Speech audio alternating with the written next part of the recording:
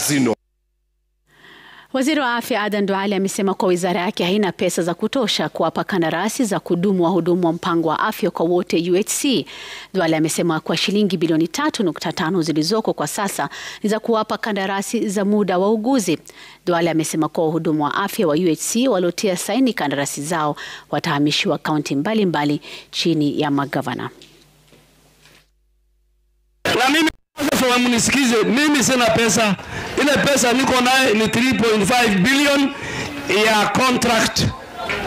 Na hiyo 3.5 billion wakati nilienda sijui ilikuwa anafanya nini afya, kwa sababu katiba ya Kenya Schedule 4 inasema resources follow functions.